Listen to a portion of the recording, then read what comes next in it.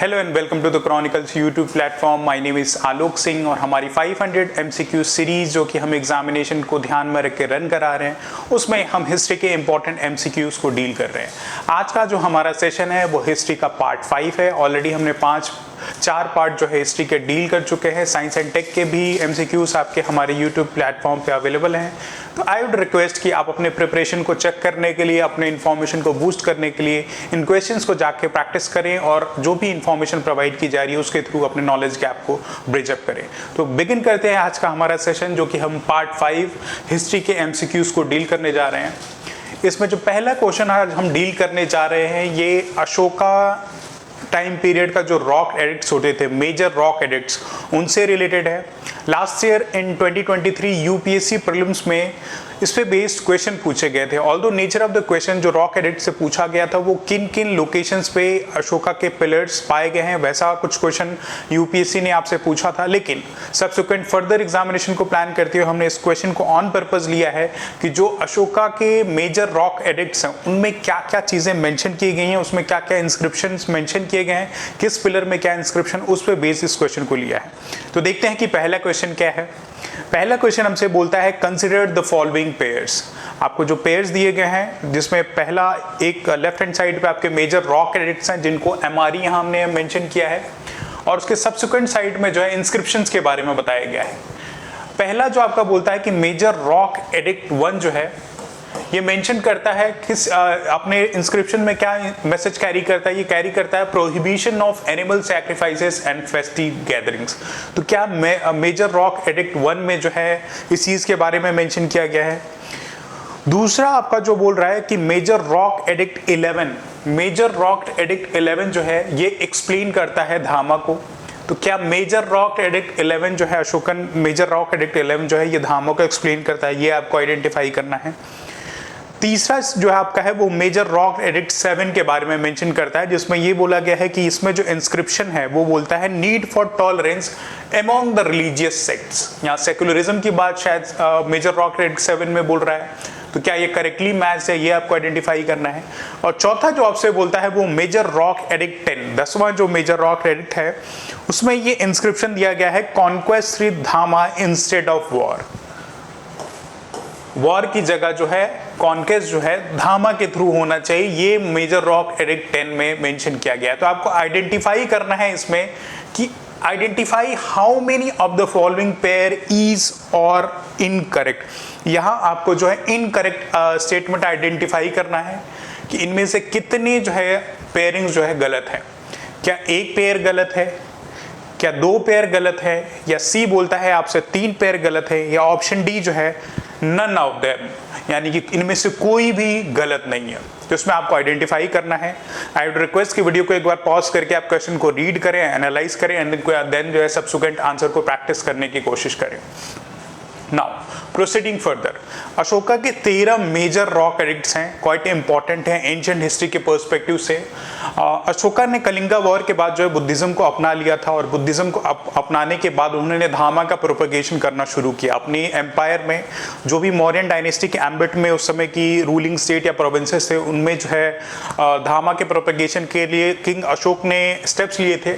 और इन्हीं major rock addict के थ्रू ये जो रॉक एडिक्ट्स हैं अलग अलग प्रोविंसेस में अलग अलग जगह पे इनको रखा गया, उन पे इंस्क्रिप्शन मेंशन किए गए थे जिसमें जो भी अशोका अपना मैसेज प्रोविंस या पब्लिक को देना चाहते थे वो थ्रू दिस इंस्क्रिप्शन जो है मैसेज कन्वे करना चाहते थे। तो ये जो मेजर रॉक एडिक्ट 1 है इसका करेक्ट मैचिंग है। ये मेजर रॉक एडिक्ट 1 में ये मेंशन किया गया था कि जो एनिमल सैक्रिफाइसेस हैं, जो जानवरों की बलि दी जाती है उसको टोटली प्रोहिबिट कर दिया जाए। और ऐसी कोई भी फेस्टिवल गैदरिंग्स में अगर ये चीज़ें हो रही हैं, कोई भी फेस्टिवल गैदरिंग्स में अगर कुछ जानवरों की बलि दी जा रही है तो उसको ऑल टुगेदर बंद कर देना चाहिए। यानी कि जो पहला स्टेटमेंट हमारा है मेजर रॉक एडिक्ट 1 में जो है ये करेक्टली मैच है कि इसमें जो है prohibition of animal sacrifices and festive gatherings के बारे में मेंशन किया गया है। नाउ जो मेजर रॉक एडिक्ट 11 है, 11 में जो है धामा के बारे में जो है बताया गया है, एक्सप्लेनेशन ऑफ धामा दिया गया है। एज ए मेंशन कि बुद्धिज्म को अपनाने के बाद जो थॉट प्रोसेस, जो आइडियोलॉजिकल थॉट प्रोसेस का किंग अशोक में चेंज आया था, उन्होंने वॉर को ऑल टुगेदर न करने के लिए, वॉर को न करने के लिए लोगों को सलाह दी थी। उन्होंने बोला था कि भेरी घोषा की जगह, दैट इज वॉर की जगह, धामा घोषा होना चाहिए, यानी कि पीस के थ्रू जो है कॉन्केस्ट होना चाहिए, राइट। भेरी घोषा यहाँ वॉर को बोलता है कि वॉर की जगह कॉन्केस्ट करें, उससे बेटर है कि आप जो है पीस के थ्रू यानी धामा के थ्रू जो है कॉन्केस्ट करना, एक किंग को करना चाहिए या इंडिविजुअल को करना चाहिए, यानी कि ऑल टुगेदर इन्होंने वायलेंस को अभोर किया था। तो जो मेजर रॉक एडिक्ट 11 है, इसमें जो है धामा का एक्सप्लेनेशन दिया गया था कि धामा क्या है। इसमें पर्टिकुलर मेंशन किया गया था कि धामा क्या है। इसमें मेंशन किया गया था कि धामा को बताते हुए कि हमें अपने बुजुर्गों, एल्डर्स की जो है हेल्प करनी चाहिए, साथ ही साथ जो स्लेव्स हैं, जो स्लेव्स होते थे उनकी भी रेस्पेक्ट करनी चाहिए। ये ब्रॉडली जो धामा में एक्सप्लेन किया गया था। तो ये जो आपका सेकेंड पेयरिंग भी है, ये भी करेक्ट हो जाता है ना। जो तीसरा आपका है मेजर रॉक एडिक्ट 7 है, इसमें सेकुलरिज्म की बात की गई है, राइट। मेजर रॉक एडिक्ट 7 में जो है किंग अशोक ने सेकुलरिज्म की बात की गई है और उन्होंने बोला था कि हर एक रिलीजियस सेक्ट में एक टॉलरेंस की भावना होनी चाहिए, चाहे बुद्धिज्म फॉलो कर रहे हो, जैनिज्म कर रहे हो या हिंदुइज्म को फॉलो कर रहे हो, हर एक रिलीजन के बीच में एक टॉलरेंस की फीलिंग हो। तो ये मेजर रॉक एडिक्ट 7 में मेंशन था। तो इस पर्सपेक्टिव से शुरू के तीनों ही ऑप्शन आपके करेक्ट हो जाते हैं।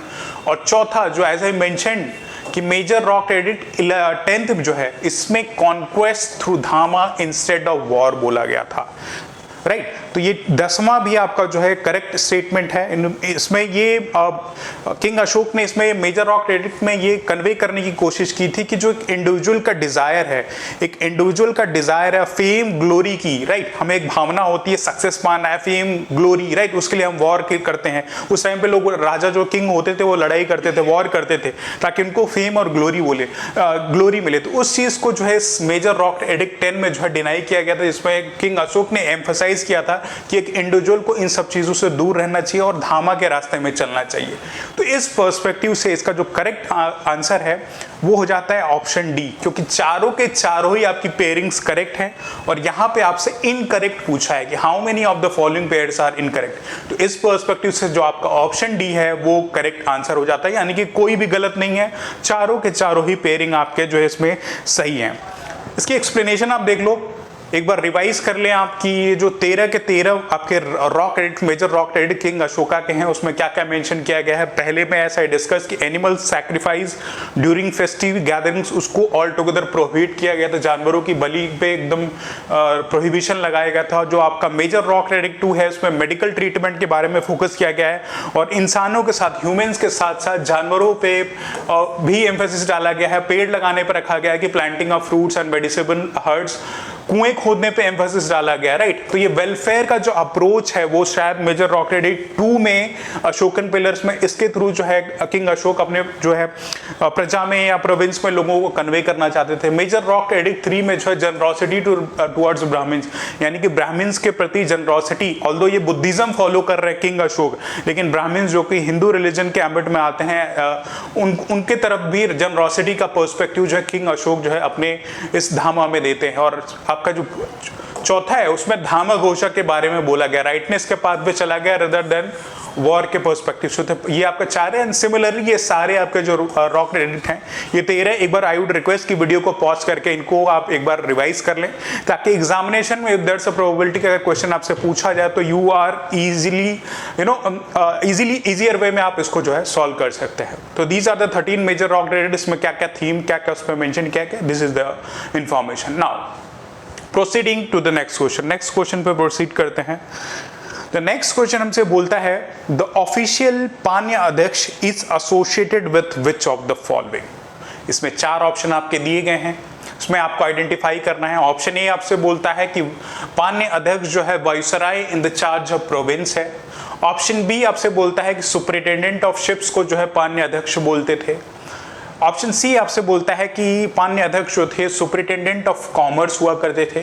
एंड ऑप्शन डी से superintendent of weights and measures. तो इन चारों ऑप्शंस में से आपको आइडेंटिफाई करना है कि इनमें से पान्य अध्यक्ष जो ऑफिशियल हैं वो किससे एसोसिएटेड है। एक बार वीडियो को पॉज करके क्वेश्चंस को रीड करें एंड प्रैक्टिस करने की कोशिश करें। नाउ ये जो ऑफिशियल है पान्य अध्यक्ष, ये मौर्यन टाइम पीरियड में जो ऑफिशियल्स होते थे उनको सर्टेन नेमिंग दी जाती थी। जैसे आज के टाइम पे गवर्नमेंट ऑफिशियल होते, जैसे डिस्ट्रिक्ट मैजिस्ट्रेट हुआ, हिंदी में उसको जिला अधिकारी बोलते हैं, एसडीएम हुआ जो तहसील के लेवल पे काम कर रहा है, तो उप जिला अधिकारी बोलते हैं, एसपी हुआ सुपरिटेंडेंट ऑफ पुलिस निरीक्षक जिसको बोलते हैं आपको। तो अलग अलग ऑफिशियल्स को अलग अलग नेमिंग दी गई थी, आज के टाइम पे दी जाती है। सिमिलरली मौर्यन टाइम पीरियड में भी, क्योंकि मौर्यन का जो मौर्यन एम्पायर का जो प्रोविंसेस थे क्वाइट लार्ज थे, तो उनकी एडमिनिस्ट्रेशन के लिए उनको एक हायरार्की डिवाइड की गई थी और हर एक हायरार्की पे सर्टेन ऑफिशियल्स वेर अपॉइंटेड कि ये सो एंड सो डिपार्टमेंट को देखेंगे, ये सो एंड सो डिपार्टमेंट का सुपरविजन करेंगे, और उनकी पर्टिकुलर नेमिंग दी गई थी। तो उसी बिहाफ पे पानी अध्यक्ष भी एक ऑफिशियल है मौर्यन टाइम पीरियड के, जिनके बारे में ये 4 ऑप्शन दिए गए हैं। तो इसका जो करेक्ट ऑप्शन है, जो पानी अध्यक्ष थे मॉडर्न टाइम पीरियड में, वो कॉमर्स को देखते थे, यानी कि जो भी उस समय बिजनेस होता था, कमर्शियल एक्टिविटी होती थी, उसका जो सुपरिटेंडेंट होता था वो पानी अध्यक्ष करता था, राइट। तो इसका करेक्ट आंसर यहाँ पे ऑप्शन सी है। नाउ क्योंकि ये factual part of the question है, तो उसमें थोड़ा अगर हमें नहीं भी पता हो तो अपना लॉजिक लगाना पड़ता है कि आखिर करेक्ट आंसर इसका क्या हो सकता है। उसके लॉजिक तभी आप लगाएंगे जब इस स्टेटमेंट जो आपको पानी अध्यक्ष दिया गया है उसको स्पीडियर वे में टाइम एंड अगेन अपने माइंड में आप रीड करें, और ये चारों ऑप्शन दिए गए हैं उसमें एनालाइज करें कि ये जो टर्म है जनरली हिंदी या जो भी उस समय की वर्निकुलर लैंग्वेज है उसके बिहाफ पे ये सपोज दिए जाते हैं। तो इन 4 ऑप्शंस में आपको सूटेबल ऑप्शंस कौन सा दिख रहा है, उस प्रेमाइज पे आपको जो है ये ऑप्शंस दिए गए हैं। तो उसका करेक्ट आंसर जो है ऑप्शन सी हो जाता है, राइट। लेकिन सब्सिक्वेंट और भी कुछ ऑफिशियल्स के बारे में हम रिवाइज कर लेते हैं। अगर मॉडर्न ऑफिशियल्स के बारे में, टर्म बेस्ड यूपीएससी का एक फेवरेट जोन है, पर्टिकुलरली एंशिएंट और मेडिवल हिस्ट्री के टाइम पीरियड पे। तो ऐसे टर्म बेस्ड क्वेश्चन हम रेगुलरली आपसे प्रैक्टिस करा रहे हैं कि इससे अगर कुछ आए तो you are easily able to handle those questions. Now जो कुछ important officials modern time period में थे उनमें से थे एक तीर्थस, जो highest category of the officials उनको बताया गया है कि टोटल 18 होते थे जिनको तीर्थस बोलते थे। सिमिलरली अध्यक्ष जो थे वो भी इंपॉर्टेंट ऑफिशियल्स में आते थे और इनकी नंबरिंग जो है 20 के अराउंड जो ऑफिशियल्स होते थे वो अध्यक्ष होते थे। इनका काम होता था इकोनॉमिक और मिलिट्री फंक्शंस को देखना, राइट, और एक सेक्रेटरी डिपार्टमेंट में ये फंक्शन करते थे। सिमिलरली महामातास ये भी हाईएस्ट रैंकिंग ऑफिशियल्स हैं, एंड मोस्ट स्पेसिफिक आपका अमात्यास के बारे में बोला गया है, जिसको आज के टाइम पे सिमिलरली आईएएस ऑफिसर से कंपेयर किया जाता है कि मौर्यन एडमिनिस्ट्रेशन में अमात्यास का भी सिमिलर रोल था। ये हाई रैंकिंग ऑफिशियल्स थे, इनका एडमिनिस्ट्रेटिव और जुडिशियल रोल था similar to the modern day secretaries. जो आज के टाइम पे मॉडर्न डे सेक्रेटरीज है उन्हीं के रोल के बिहाफ पे मॉडर्न टाइम पीरियड में अमात्यास फंक्शन करते थे। डिस्ट्रिक्ट का जो हेड होता था, राइट, उसको प्रदेशिकास बोलते थे, लाइक डिस्ट्रिक्ट मैजिस्ट्रेट जो आपका अज्यूम कर ले कि head of district administration who tour the district every 5 years to inspect the administration. तो प्रादेशिका जो होता था वो डिस्ट्रिक्ट एडमिनिस्ट्रेशन का हेड होता था। सिमिलरली जो आपकी रेवेन्यू असेसमेंट के लिए रिस्पॉन्सिबल ऑफिशियल था उसको समाहर्तास बोलते थे, राइट, और जो कस्टडियन ऑफ ट्रेजरी होता था उसको सानिदाता बोलते थे। ये एनसीईआरटी में 2 टर्म्स दिए गए हैं, क्वाइट सिमिलर हैं, तो इसमें आप देख लें कि ये charge of land revenue assessment है और ये कस्टडियन ऑफ ट्रेजरी या सानिदाता एंड समाहर्ता। बियॉन्ड कुछ और ऑफिशियल्स हैं, शीता अध्यक्ष जैसे हेड ऑफ एग्रीकल्चर को बोला जाता है, शीता अध्यक्ष हेड ऑफ एग्रीकल्चर। पान्य अध्यक्ष जो हमने आपसे क्वेश्चन बोला था वो head of trade and commerce होता था। These are certain officials modern administration में जिनका एक इंपॉर्टेंट रोल था। मेंस में भी अगर आपसे क्वेश्चन पूछा जाए मॉडर्न एडमिनिस्ट्रेशन से, if there is a question being asked कि मॉडर्न एडमिनिस्ट्रेशन को कंटेम्परेरी टाइम पीरियड से कंपेयर करें, या अगर आप स्टूडेंट ऑफ पब्लिक एडमिनिस्ट्रेशन, आपका ऑप्शनल पब्लिक एडमिनिस्ट्रेशन है, तो ये मॉडर्न एडमिनिस्ट्रेशन बहुत ही इंपॉर्टेंट रेलेवेंट हो जाता है। और इसकी एडमिनिस्ट्रेटिव एक्टिविटी आज के कंटेम्परेरी टाइम पीरियड से आपको कंपेयर करके मेंस में आंसर लिखना होता है। तो ये फैक्चुअल पार्ट आप अपने आंसर में डाल सकते हैं, लेकिन अगर प्रीलिम्स में फॉर द टाइम में अगर क्वेश्चन आता है तो आप इसको इजिली हैंडल कर लें। Now proceeding to the next question. Next question पे प्रोसीड करते हैं। नेक्स्ट क्वेश्चन हमसे बोलता है, consider the following statements about Satavahanas dynasty. Satavahana dynasty के बारे में आपको ये 4 स्टेटमेंट को कंसिडर करना है। देखते हैं कि चारों स्टेटमेंट क्या है। पहला स्टेटमेंट हमसे बोलता है, Simuka was the founder of Satavahana dynasty. Simuka जो थे सातवाहना डायनेस्टी के फाउंडर हुआ करते थे। तो ये आपको आइडेंटिफाई करना है कि क्या ये करेक्ट स्टेटमेंट है। यहाँ पे करेक्ट आपसे पूछ रहा है, identify how many of the following pair is और करेक्ट। तो क्या पहला स्टेटमेंट सही है या गलत है, ये हमें देखना है। नाउ स्टेटमेंट 2 हमसे बोलता है they started donating land to Brahmins and Buddhist monks. यहाँ पे दो सेपरेट रिलीजन के बारे में बोला गया है। तो सेपरेट रिलीजन से रिलेटेड इंडिविजुअल्स, एक ब्राह्मण्स जो कि हिंदू से रिलेटेड है एंड बुद्धिस्ट बुद्धिज्म से रिलेटेड। तो ये बोलता है कि सातवाहना जो थे तो पहले ऐसे डायनेस्टी थी जो लैंड को डोनेट करना शुरू किया था इन्होंने ब्राह्मण्स और बुद्धिस्ट मॉन्क्स के लिए। तो ये आइडेंटिफाई करना है हमें, क्या करेक्ट स्टेटमेंट है क्या इनकरेक्ट स्टेटमेंट है। स्टेटमेंट 3 हमसे बोलता है कि the official language of Satavahanas was Prakrit. Prakrit जो है सातवाहना डायनेस्टी की जो है ऑफिशियल लैंग्वेज हुआ करती थी। तो ये आइडेंटिफाई करना है सही है या गलत है। और जो चौथा स्टेटमेंट है इसमें ये बोलता है they issued their coins mainly in gold and also in copper and bronze. तो ये जो सातवाहना डायनेस्टी थी इन्होंने मेनली अपनी कॉइन्स जो है गोल्ड में इशू की थी एंड सब्सिक्वेंटली कॉपर और ब्रोंज में भी इन्होंने अपनी कॉइन्स को इशू किया था। तो इसमें आपको आइडेंटिफाई करना है कि कितने स्टेटमेंट सही है, हाउ मेनी पेयर स्टेटमेंट जो है सही है। क्या एक स्टेटमेंट सही है, क्या दो स्टेटमेंट सही है, क्या तीन स्टेटमेंट सही है, या चारों के चारों ही स्टेटमेंट सही है, ये हमें आइडेंटिफाई करना है। नाउ रिक्वेस्ट की वीडियो को पॉज करके एक बार क्वेश्चन को रीड करें, एनालाइज करें एंड देन क्वेश्चन को राइटली प्रैक्टिस करने की कोशिश करें और देखें आपका एप्टीट्यूड, आपकी नॉलेज कितनी स्ट्रांग है।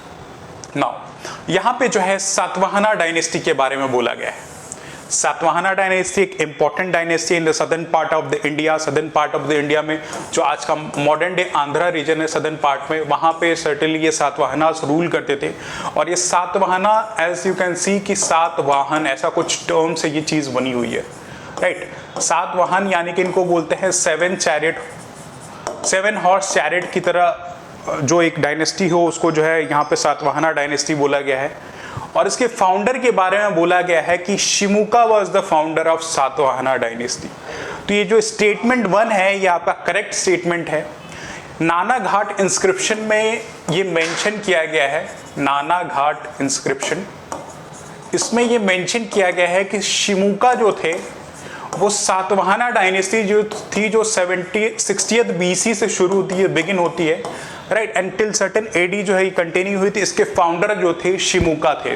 तो उस पर्सपेक्टिव से ये आपका जो पहला स्टेटमेंट है वो करेक्ट हो जाता है, क्योंकि हिस्टोरिकल रेफरेंस नाना घाट इंस्क्रिप्शन में दिया गया है कि शिमुका जो है सातवाहना डायनेस्टी के फाउंडर थे।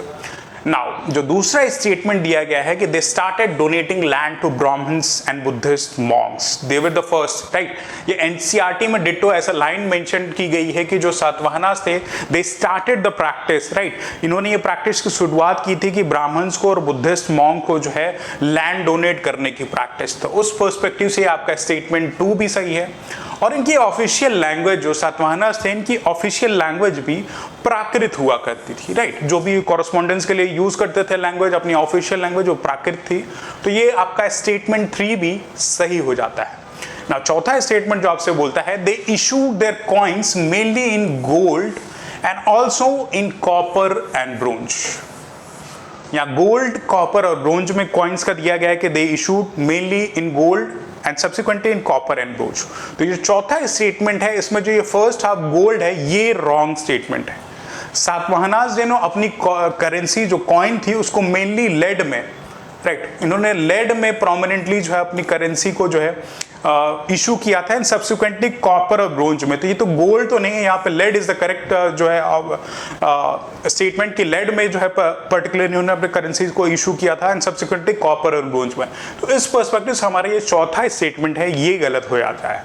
एंड देन सब्सिक्वेंटली जो करेक्ट ऑप्शन इन चारों में से होगा 1, 2 या 3, 4, that is only 3 statements are here correct. पहला, दूसरा और तीसरा स्टेटमेंट यहाँ पे करेक्ट है, बाकी रेस्ट चौथा जो है आपका गलत है, क्योंकि यहाँ पे जो कॉइन के बारे में बोला गया है वो लेड है। तो ये चीज़ ध्यान रखने की जरूरत है। सातवाहनास ने लेड में अपनी करेंसी को प्रोमिनेंटली यूज किया था और कॉपर एंड ब्रोंज में भी सब्सिक्वेंटली इन्होंने यूज किया था। तो ब्रीफ अगर southern part of the dynasty से हमने पल्लवास के बारे में अर्लियर डिस्कशन किया, राष्ट्रकूटास के बारे में डिस्कशन किया, तो सदर्न पार्ट में इनिशियल सातवाहनास भी एक प्रोमिनेंट रूलिंग डायनेस्टी थी जिनके बारे में question can be asked in UPSC prelims. ये कुछ आपकी बेसिक इंफॉर्मेशन है आपकी इस क्वेश्चन से रिलेटेड। ये किंग्स शिमोका जो थे सातवाहना डायनेस्टी के फाउंडर थे जिनका टेन्योर 60th BC से, यहाँ से आपकी सातवाहना डायनेस्टी के फॉर्मेशन का शुरुआत हो जाती है। और नाना घाट इंस्क्रिप्शन ही ये मेंशन करता है कि सिमुका जो पहले रूलर थे, एज आई मेंशन कि सातवाहनास ड्रिवन बाय 7 मेंशन करता है, जो कि सन्स गोल्ड चैरियट के बारे में मेंशन है, राइट। और they were the first to donate land, Brahmin और बुद्धिस्ट मॉन्क्स को लैंड देते थे, और उसका पर्पस था अपने आप को रिलीजियस दिखाना, रिलीजियस मेरिट की जो भावना थी उस टाइम पे सोसाइटी में, अपने आप को रिलीजियस दिखाना, इसलिए ये प्रैक्टिस इन्होंने शुरू की थी। और इनकी जो भाषा थी, जो ऑफिशियल लैंग्वेज थी, वो प्राकृत थी। लेड, आई मेंशन कि कॉइन जो है इन्होंने lead along with the copper, bronze and potin का जो है यूटिलाइजेशन अपने कॉइन्स के लिए शुरू किया था। This is all about Satavahanas. ये सातवाहनास के बारे में हमने क्वेश्चन प्रैक्टिस किया। Now proceeding further to the next question. Next question देखते हैं क्या है। यूपीएससी में जनरली जो है डायनेस्टी में क्रोनोलॉजी बेस्ड क्वेश्चन आते हैं। हमने कुछ और क्रोनोलॉजी बेस्ड क्वेश्चन जो है आपसे अपने इनिशियल पार्ट में जो भी हमने कुछ क्वेश्चन डिस्कस किए थे, ताकि आपको टाइमलाइन की अवेयरनेस हो, तभी इस क्रोनोलॉजी जैसे क्वेश्चन को आप हैंडल कर सकते हैं। तो यूपीएससी का जो हिस्ट्री का पर्टिकुलर जनरल स्टडीज का जो डोमेन है, उसमें इतना इन डेप्थ यूपीएससी नहीं जाती है, लेकिन क्रोनोलॉजी पे स्पेसिफिक फोकस रहता है। आप हर एक डायनेस्टी के हर एक रूलर के बारे में नहीं पढ़ सकते, लेकिन जो भी प्रोमिनेंट रूलिंग डायनेस्टी है, जो भी प्रोमिनेंट इवेंट है, उसमें क्रोनोलॉजी आपको अवेयरनेस होनी बहुत ही जरूरी है। उसी प्रमाइस पे क्वेश्चन लिया है, क्वाइट इंपॉर्टेंट है। तो देखते हैं कि आखिर क्वेश्चन हमसे क्या बोलता है। क्वेश्चन रीड करता है, consider the following and identify the correct sequence of foreign successors from earliest to latest. Earliest to latest यानी कि सबसे पहला फॉरेन इन्वेजन जो हुआ था, फॉरेन इन्वेजन जो इंडिया में है, उनकी क्रोनोलॉजी को आपको रीड करना है कि सबसे पहले कौन आया, देन उनके बाद कौन आया, देन सब्सिक्वेंटली, इन चारों को आपको आइडेंटिफाई करना है।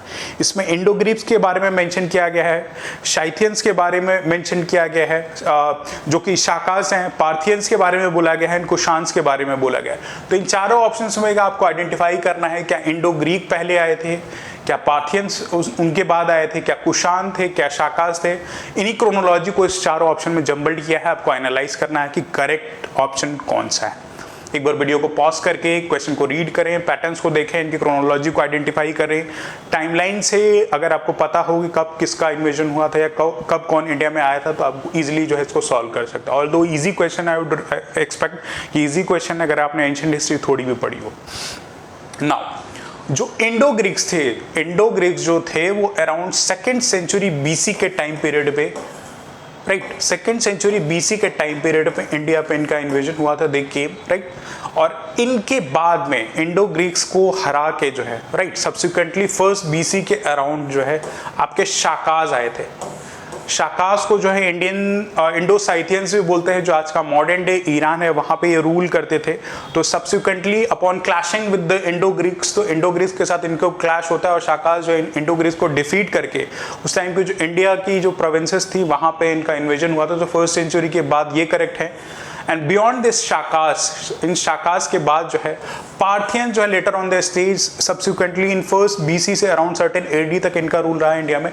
तो Parthians were the next to as a successor, as a foreign successor in India, Parthians थे। एंड सब्सिक्वेंटली उनके बाद कुशान्स जो है इंडिया पे आता है। किंग कनिष्क के बारे में हमने पढ़ा था, 4th Buddhist council king Kanishka के पैटर्नेज में हुई थी। इसका इन्फ्लुएंस भी हमारे Indian art culture and architecture में है इस कुशाना डायनेस्टी का। तो सबसे लास्ट जो है अराउंड 70th एडी के अराउंड जो है ये आपकी कुशाना डायनेस्टी के जो रूलर हैं वो इंडिया में आते हैं। तो इसका करेक्ट ऑप्शन जो है आपका ऑप्शन सी हो जाता है। Indo Greeks were the first, उसके बाद शाकाज आते हैं, then Parthians and then subsequently Kushans आते हैं, राइट।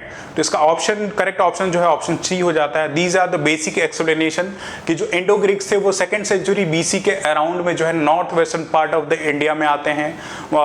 मौर्यन पीरियड जो 300 बीसी के अराउंड जब खत्म होता है, उसी के सब्सिक्वेंट बाद जो इंडो ग्रीक का अरेवल आपके नॉर्थ वेस्टर्न पास में होता है। इसके एक इंपॉर्टेंट रूलर हैं, ग्रीक रूलर हैं जो मिनेंडर हैं, और इनको जो हम मिलिंडा भी बोलते हैं। ऑल बिकॉज कि लेटर इन्होंने जो है अपना रिलीजन कन्वर्ट करके बुद्धिज्म को अपना लिया था, राइट। और इसी प्रेमाइस पे इनकी एक किताब लिखी गई है, कन्वर्जन ऑफ नागसेना और मिलिंदा के बीच में एक नागसेना एक सेंट है, जिनके बिहाफ पे ये जो है मिलिंदा जो है, मिनेंडर जिनको मिलिंदा बोलते हैं, इन्होंने बुद्धिज्म में कन्वर्ट करे। तो उस किताब बुक का नाम है मिलिंदा पानो।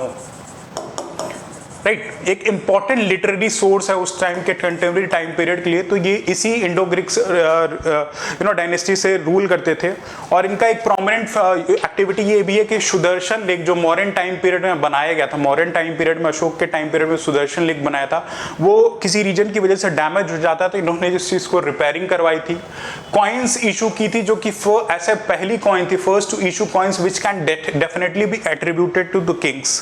पहले क्या होता था, किसी पेड़ जानवर के इंस्क्राइब करके कॉइन्स को जो है बनाया जाता था, लेकिन ये जो इंडो ग्रीक्स के आने के बाद से जो है पहली बार किसी किंग को एट्रीब्यूट करके जो कॉइन्स इशू करने वाले कौन थे, इंडो ग्रीक्स थे। और Indo Greeks were the first to issue the gold coins in India. पहले ऐसे रूलर थे जो इंडिया में गोल्ड कॉइन्स जो है आपकी सब्सिक्वेंटली इन्होंने शुरुआत की थी। अब आपको ये बताना है कि इन्होंने द फर्स्ट जो है इशू किया था गोल्ड कॉइन्स का, लेकिन इसका सबसे ज्यादा लार्जर किस डायनेस्टी के टाइम पीरियड पे गोल्ड कॉइन्स जो है मैक्सिमम इशू किए गए थे। ये आप हमारे कमेंट बॉक्स में कमेंट करें, देखते हैं कि आपको आता है या नहीं, करेक्ट आंसर उसका क्या है। और गांधार स्कूल का जो आर्ट है उसमें भी इनका इंपॉर्टेंट कंट्रीब्यूशन है। सिमिलरली शाकास जो आए थे हमारे इंडो साइथियंस जो इंडिया में आए थे ग्रीक्स को डिफीट करके, उनमें रुद्र दमन जो है one of the important ruler है। इन्होंने भी सुदर्शन लेक को रिपेयर करवाया था और संस्कृत को पैटर्नाइज किया था। ये एक इंपॉर्टेंट पीस ऑफ इंफॉर्मेशन है। सिमिलरली पार्थियंस जो फर्स्ट सेंचुरी BC से लेके फर्स्ट सेंचुरी AD तक आपके हमारे इंडिया में ऐसा फॉरेन सक्सेसर आए थे। इसमें गोनानडोफ्रीज जो है फेमस रूलर हैं। एंड सब्सिक्वेंटली जो कुषाण ऐसे मेंशन कि किंग कनिष्क जो है इंपॉर्टेंट रूलर थे। इनको सेकंड अशोका भी की उपाधि जाती, द्वितीय अशोका के बारे में भी बोला जाता है। तो ये भी एक इंपॉर्टेंट डायनेस्टी है जिसने फर्स्ट सेंचुरी AD से लेकर थर्ड सेंचुरी AD तक जो है इंडिया में रूल किया था। और इसके जो लास्ट रूलर थे कुषाण डायनेस्टी के, वो वासुदेव वन है। तो कुछ इंपॉर्टेंट पीस ऑफ इंफॉर्मेशन है। आपसे क्वेश्चन क्रोनोलॉजी बेस पूछ सकता है, और क्रोनोलॉजी बेस नहीं पूछे तो इन पे बेस कुछ कौन पहले रूलर है, कौन लास्ट रूलर है, कौन प्रोमिनेंट रूलर है, इस डायनेस्टी से रिलेटेड क्या इंपॉर्टेंट फीचर हैं, किन किन लैंग्वेजेस का यूज किया जाता था इनके ऑफिस में, कॉइन्स के बारे में, ऐसे कुछ important features while studying history we need to get ourselves aware of. Now proceeding further to the next question की तरफ proceed करते हैं। The next question says that consider the following among the Navratnas of Chandragupta II। Chandragupta II के time period पे जो उनके empire में नवरत्न थे उनके बारे में आपको कंसिडर करना है। नॉर्मली गुप्ता टाइम पीरियड को जो है गुप्ता टाइम पीरियड जो था उसको हमारे इंडियन हिस्ट्री का जो गोल्डन टाइम पीरियड बोला जाता है। एक स्वर्णिम काल था गुप्त जो काल था, राइट। तो उस टाइम पीरियड को गोल्डन टाइम पीरियड बोलते हैं। उसके पीछे एक इंपॉर्टेंट रीजंस थे कि गुप्ता जो डायनेस्टी थे उसके टाइम पे जो हमारा इंडियन जो प्रोविंसेस थे फ्लरिश कर रहे थे। बहुत सारे इंपॉर्टेंट डेवलपमेंट हुई, लिटरेरी सोर्स का डेवलपमेंट हुआ, बहुत सारे लिटरेचर आए जिसमें इसमें ऑथर्स उनके कंपोजिशन के बारे में कुछ मेंशन की गई है। साइंटिफिक डेवलपमेंट हुए थे, सोसाइटी एट अ लार्ज जो है काफ़ी हैप्पियर उस पर थी। इसीलिए बहुत नंबर ऑफ रीजंस की वजह से जो है गुप्ता एम्पायर को जो है golden time period Indian history का बोला जाता है। नाउ ये मेंस में क्वेश्चन आपसे पूछा जा चुका है एंड दैट्स अ प्रोबेबिलिटी कि इसके अराउंड जो है ये फैक्ट क्वेश्चन इवॉल्व कर सकता है। उसी बिहाफ पे इस क्वेश्चन को लिया गया है और ऑन पर्पस आपको ये इंफॉर्मेशन दी गई है कि चंद्रगुप्त II के टाइम पीरियड के जो नवरत्न थे उनमें से इन नवरत्न को कंसिडर करें, उनकी जो कंपोजिशन है क्या सही है या गलत है उसको आइडेंटिफाई करना है। जिसमें ऑथर्स में एक साइड पे ऑथर्स दिए गए हैं, उनकी कंपोजिशन के बारे में लिखा गया है कि क्या ये करेक्टली मैच्ड है। आपको यहाँ पे करेक्ट ऑप्शन आइडेंटिफाई करने हैं। पहला जो है आपके ऑथर के बारे में बताया गया है वो कालिदास के बारे में बोला गया है और इनकी कंपोजिशन बोली गई है विक्रमोर्वशीयम। तो क्या ये करेक्ट है, ये हमें आइडेंटिफाई करना है। और दूसरा जो है आपका धन्वंतरी के बारे में बोला गया है और ये बोला गया है इनकी कंपोजिशन जो है नवनीतिकम है। ना तीसरे जो आपके हैं वराहमिहिर के बारे में बोला गया है कि इनकी जो कंपोजिशन है वो पंच सिद्धांतिका है। तो क्या करेक्ट है, ये हमें आइडेंटिफाई करना है। और जो चौथा ऑप्शन यहाँ मेंशन किया गया है आरुचि के बारे में और इनकी कंपोजिशन बताई गई है वर्तिका। तो इसमें से हमें आइडेंटिफाई करना है कि कितने पेयर्स करेक्ट हैं। क्या एक पेयर करेक्ट है, क्या दो पेयर करेक्ट है, क्या तीन पेयर करेक्ट है, या चारों के चारों ही पेयर्स यहाँ पे करेक्ट हैं, ये हमें आइडेंटिफाई करना है। नाउ एज ए मेंशन कि चंद्रगुप्त II जो है गुप्ता डायनेस्टी के इंपॉर्टेंट रूलर थे। इनके टाइम पीरियड पे जो इनके कोर्ट्सियन से नवरत्न के बारे में बोला गया है। मेडिवल हिस्ट्री में जब हम पढ़ें अकबर के बारे में तो अकबर के कोर्ट में भी जो है आपका नवरत्न के बारे में बोला गया है, राइट। तो ऐसे टर्म्स यूज किए जाते हैं नवरत्न स्पेसिफिक। अभी हम जो है for the time being ancient history के बारे में देखते हैं। ना कालिदास जो है, कालिदास एक इंपॉर्टेंट इंडिविजुअल है हमारे एंशिएंट हिस्ट्री के, जो कि चंद्रगुप्त टू के टाइम पीरियड, चंद्रगुप्त द्वितीय के टाइम पीरियड में इनके कोर्ट में थे। इनकी कंपोजिशन के बारे में बोला गया, इनकी बहुत सारी कंपोजिशन है, इन्होंने ड्रामा और पोएट्री में अपनी बहुत सारी लिटरेरी कंट्रीब्यूशन दी है, जिसमें से कुछ कंट्रीब्यूशन जैसे मेघदूत हुई, कालिदास जी ने लिखी थी, रघुवंशम के बारे में लिखा था। ऐसे और भी कई सारी क्रिएशन जो आगे हम देखेंगे कि कालिदास जी ने लिखी थी। एंड सब्सिक्वेंट ये आपकी जो कंपोजिशन है विक्रमोराविष्यम, ये भी कालिदास जी ने लिखी है। ऑन पर्पज ये आपके ऑप्शन में डाला, जनरली स्टूडेंट को अवेयरनेस नहीं रहती है और यूपीएससी चीज का इन्हीं डोमेन पे, नहीं लूज डोमेन पे जो क्वेश्चन बनाता है। तो it is one of the composition of Kalidas, ये करेक्टली मैच्ड है। जो सेकंड स्टेटमेंट हमारा धन्वंतरी के बारे में बोला गया, धन्वंतरी की कंपोजिशन यहाँ पे बताई गई नवनीतिकम, नवनीतिकम इनकी कंपोजिशन बताई गई है। धन्वंतरी अगर आपको पता हो या ना हो, धन्वंतरी मेडिसिन की फील्ड में एंशिएंट टाइम पीरियड पे इनका बहुत ही इंपॉर्टेंट कंट्रीब्यूशन है धन्वंतरी जी का, राइट। और बहुत सारे मेडिकल कॉलेजेस देखेंगे इन्हीं के नेमिंग के बिहाफ पे धन्वंतरी मेडिकल कॉलेज ऐसे बनाया गया, ऐसा एट्रीब्यूट टू धन्वंतरी, राइट। तो हम इनकी जो कंपोजिशन मेडिसिन पे इन्होंने जो दी थी, उस कंपोजिशन का नाम भी नवनीतिकम है। तो ये आपका ऑप्शन टी सेकंड भी जो है आपका सही हो जाता है, ये सेकंड पेयरिंग भी आपकी सही है ऑप्शन 1 के साथ साथ। वराह मीरा के बारे में आई होप आपको पता हो कि इनकी ज्योमेट्री और मैथमेटिक्स में क्वाइट इंपॉर्टेंट कंट्रीब्यूशन है। तो वराह मीरा भी जो इनकी कंट्रीब्यूशन है, ये कंपोजिशन पंच सिद्धांतिका, ये भी करेक्टली मैच्ड है। एंड सिमिलरली जो चौथा आपका है अरुचि, इनकी कंपोजिशन वर्तिका, यहाँ पे करेक्टली मैच्ड है।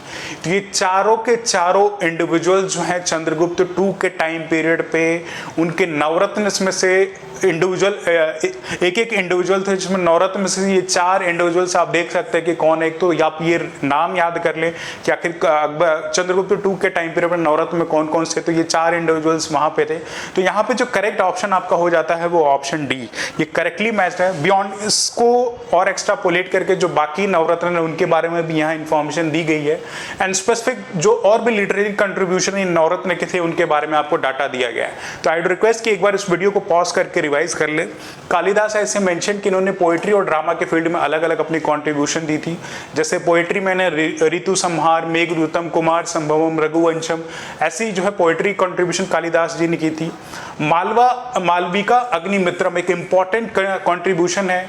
शुंगा डायनेस्टी के टाइम पीरियड पे अग्निमित्र थे जो कि पुष्यमित्र शुंगा के बेटे थे, उनके बारे में और मालविका की जो लव स्टोरी थी उस पे बेस ये ड्रामा मालविका अग्निमित्र जो बनाया गया है। इस पे बेस पर्टिकुलरली मालविका अग्निमित्र पे टाइम एंड अगेन क्वेश्चन बनाए जाते हैं। तो ये देख लें आप, जो हमने आपसे क्वेश्चन में पूछा था क्या ये कालिदास की contribution, you can see beyond that Abhijnana Shakuntalam भी कालिदास जी ने लिखी थी। These are the literary sources जिन्होंने कालिदास जी ने लिखी थी, जो कि चंद्रगुप्त टू के टाइम पीरियड पे उनके नवरत्न से एक थे। Similarly Amar Singh, Dhanvantari, Varaha Mihira, Aruchi, Ghatkarna, Shakpranak, Velbhatt and Shanku were the Navratna of Chandragupta two, जो कि गुप्ता डायनेस्टी के एक इंपॉर्टेंट रूलर है। तो ये quite important piece of information, इस पे भी शायद क्वेश्चन पुटअप किए जाए, आपसे पूछ लिया जाए ऑप्शन में कि ये नवरत्न में से कौन जो है चंद्रगुप्त टू के टाइम पीरियड में चारों ऑप्शन में से कौन सा नवरत्न नहीं है, कौन इंडिविजुअल, जो 4 ऐसे इंडिविजुअल के नाम दे दिए जिसमें से आपको आइडेंटिफाई करना है, या इनकी कंट्रीब्यूशन के बारे में आपसे पूछ सकता है,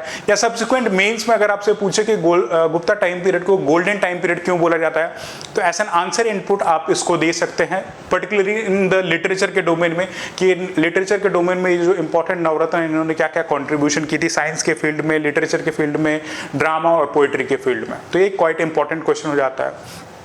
now proceeding to the next question, next question की तरफ प्रोसीड करते हैं। ये भी एक एंशिएंट हिस्ट्री का इंपॉर्टेंट डोमेन है, यूपीएससी का एक फेवरेट जोन भी है। इंस्क्रिप्शन बेस और इंस्क्रिप्शन पे किस रूलर ने क्या इंस्क्राइब किया है ये पूछा जाता है, या किस रूलर के बिहाफ पे वो जो भी आपके इंस्क्रिप्शन है वो उनको नोटिफाई करते हैं। तो ये ऐसे बेस्ड क्वेश्चन या तो स्टेटमेंट में या ऐसे पेयरिंग बेस्ड क्वेश्चन जो है यूपीएससी पूछती है।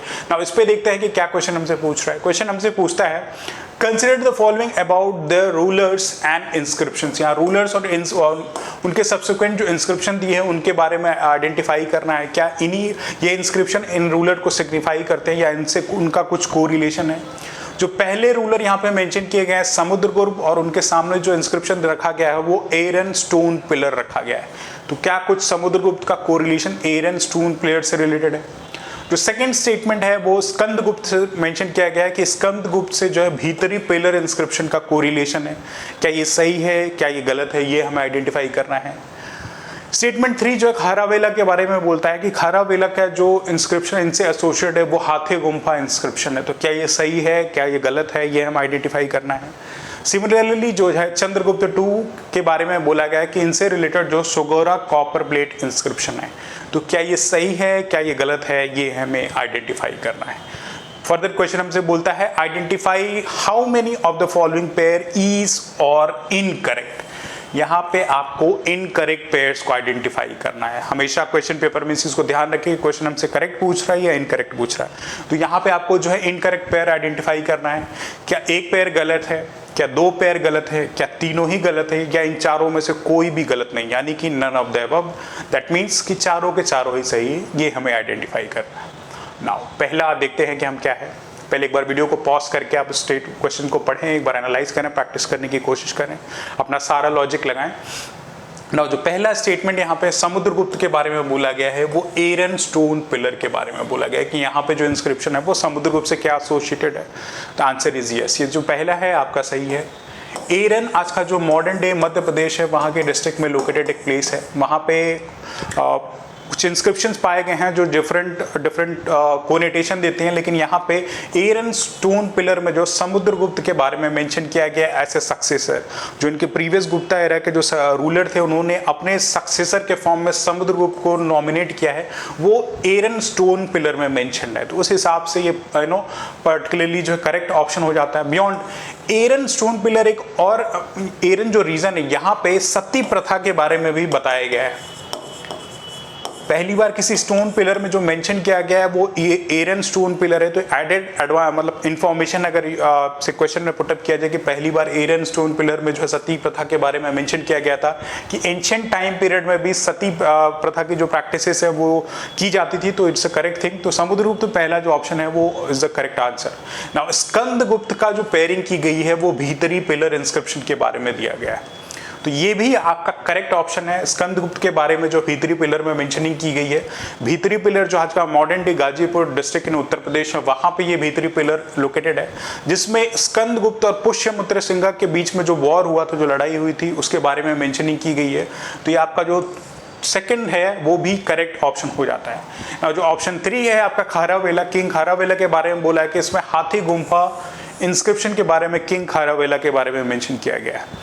अभी जो हाथी गुम्फा जो है eastern coast of the India जो है आज का मॉडर्न डे उड़ीसा है, वहां पे हाथी गुम्फा लोकेटेड है और इस इंस्क्रिप्शन में किंग खारावेला के बारे में बहुत सारी इंफॉर्मेशन दी गई है। इन्होंने अपने टाइम पीरियड में जो भी सोशल मेजर्स लिए थे अपनी प्रजा के लिए, उन सब के बारे में इंस्क्रिप्शन आपको जो हाथी गुम्फा इंस्क्रिप्शन से मिल जाएंगे। तो इस पर्सपेक्टिव से ये तीनों के तीनों ही आपके करेक्ट पेयरिंग्स हैं, तीनों के सामने सही आपकी जो पेयरिंग रखी गई है। नाउ जो चौथा है वो चंद्रगुप्त 2 के बारे में बोलता है कि वो सोगोरा कॉपर प्लेट इंस्क्रिप्शन से चंद्रगुप्त का कुछ रिलेशन है। नाउ जो सोगोरा है ये आज का जो modern day Gorakhpur district in Uttar Pradesh है, राइट, वहां पे ये सोगोरा कॉपर प्लेट पाया गया है।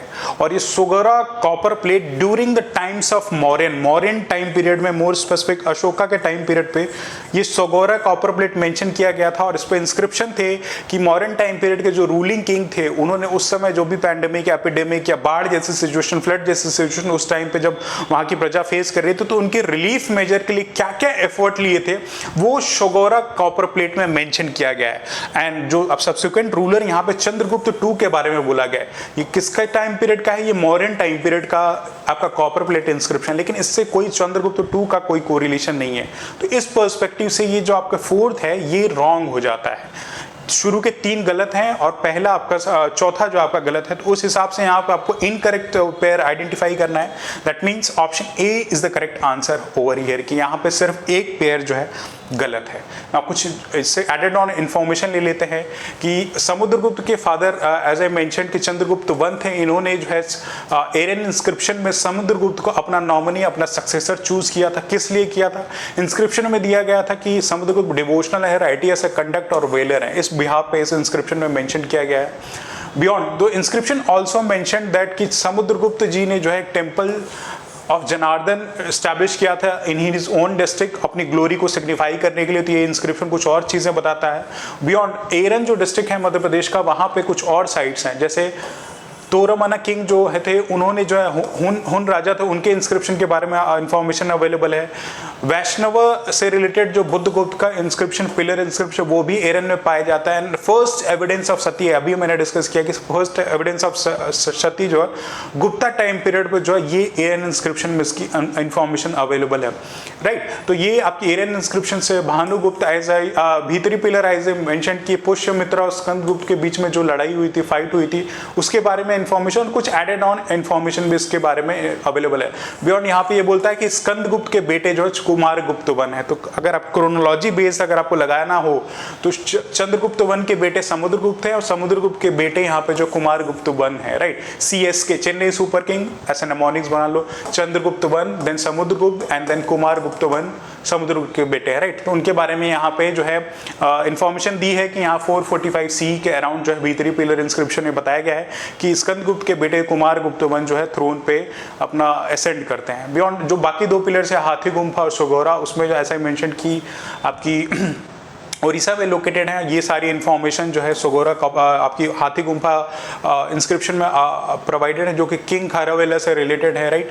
जैन किंग है, जैनिज्म को पैटर्नाइज किया था king Kharavela of Kalinga kingdom में फर्स्ट सेंचुरी BC के around, second and first century BC, और ये सारी इनकी जो है इन्फॉर्मेशन इस पिलर इंस्क्रिप्शन में मेंशन है। Similarly Sohgaura copper plate inscription में जो है प्राकृत लैंग्वेज में लिखी गई है और जो स्क्रिप्ट है वो ब्राह्मी स्क्रिप्ट है, राइट। जैसे कि आज की मॉडर्न डे हिंदी लिखी जाती है वैसे ही है, left to right Brahmi script में लिखा जाता था।